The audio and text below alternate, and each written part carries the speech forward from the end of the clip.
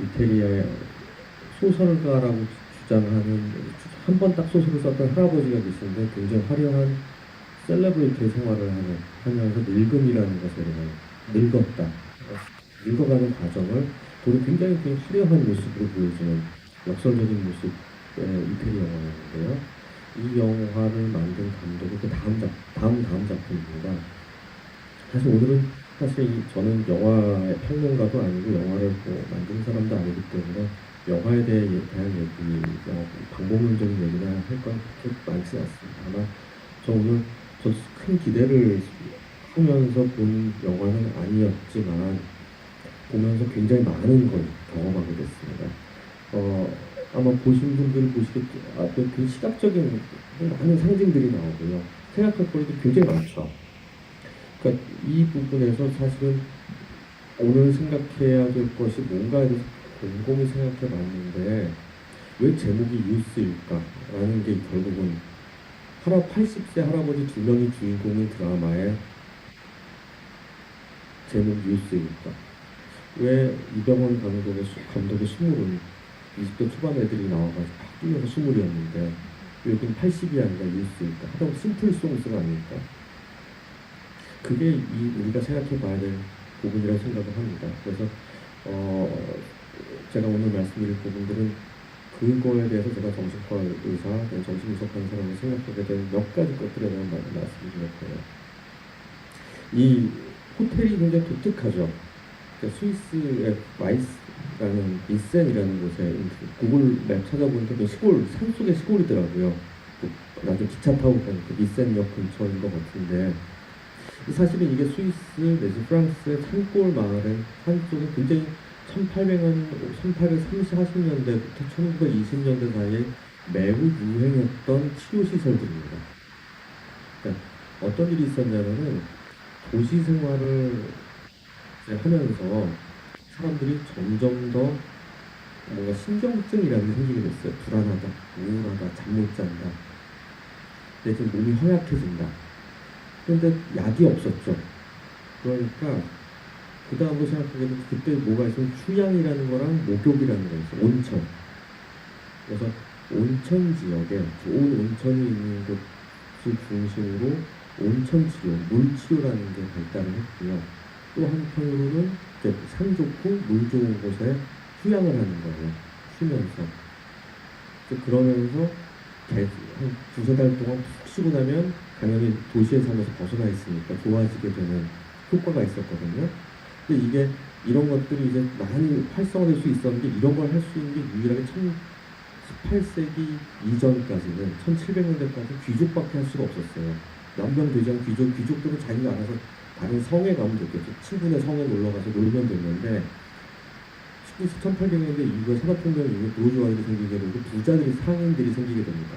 이 사람들이 자기들이 그다음 두 번째는 19세기 이후에 유럽 전역에 기차가 깔리게 되거든요. 그러니까 이동이 굉장히 쉬워졌어. 마차 타고 가서 2달, 2주씩 가야 되는 게 아니라 한 1박 2박 3일이면 웬만한 데 가게 될 수 있게 되니까 우리들이 쉴 수 있는 휴양시설, 치료시설을 원하게 되고 이게 굉장히 많이 발전을 하게 됩니다. 그래서 스위스의 이런 휴양 및 치료를 함께하는 호텔 같은 거 굉장히 많이 생기게 되고 지금도 이런 형태로 남아있는 곳들이 있는 것 같아요. 비쇼 같은 프랑스의 이제 온천 도시에 가면은 작은 하이드로세라피하는 클리닉들이 있습니다.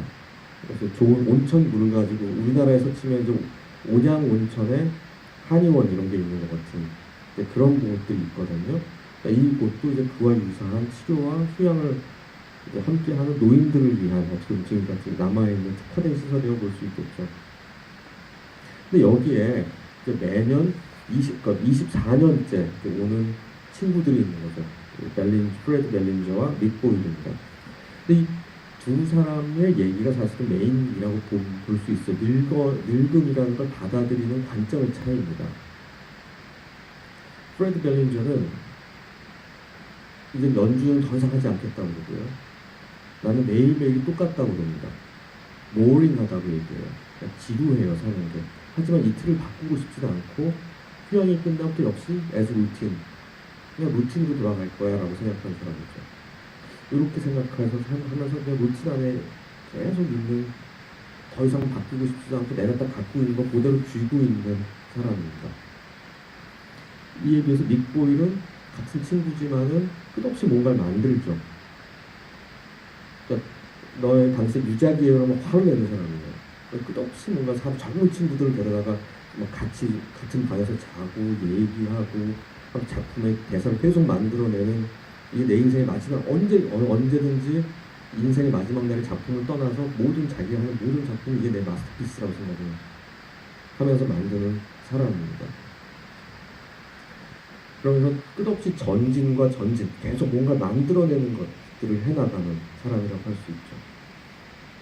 이 부분이 사실은 우리 인간이 가지고 있는 삶의 두 가지 굉장히 중요한 원칙입니다, 사실은. 그러니까 프로이트식으로 얘기하면요, 리비도와 타나토스의 얘기예요, 사실은.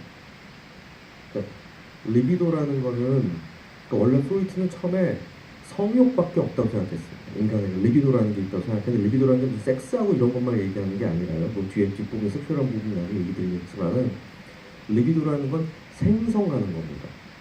우리가 섹스를 하는 이유는 아기를 만드는 거. 이듯이 리비도란 큰 개념은요, 뭔가가 신세시스하고 합성되고 생성하고 만들어내고 바이탈과 뭔가 생명력과 관련되어 있는 그런 커다란 인간에게 본능이 있다고 생각하는 거. 리비도입니다. 커다란 소리예요. 이렇게. 어떻게 보면 믹보일은, 하비키틀은 오직 그것만 계속하는 그런 사람이죠. 근데 프로이트가 계속 그걸 가지고 1895년, 1915년까지 그게 그 이드에 대한 생각을 했어요. 이드라는 그게 너무 강하게 되면, 그 리비도 덩어리인 이드가 본능에 너무 충실하면 그게 제대로 관리가 안 되면은 신경증 증상이 생긴다, 히스테리가 생긴다, 이렇게 생각했는데 1차 세계대전 겪어보니까 인간이 그게 아닌 거예요. 이상하게 그러면서 리비도가 없어지면 죽는 거다, 이렇게 정도 생각했는데 인간은 죽는 것을 바라는 바가 있는 파괴 본능 같은 게 있다 라는 걸 발견하게 돼요.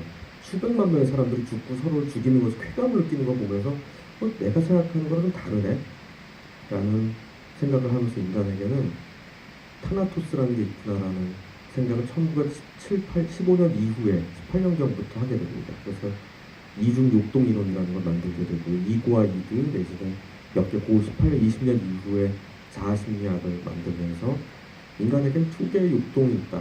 그러니까 타고난 본질 중에 죽음에 대한 생각을 하거나 뭔가를 파괴하려는 것, 이런 게 있다라는 생각을 하게 됩니다.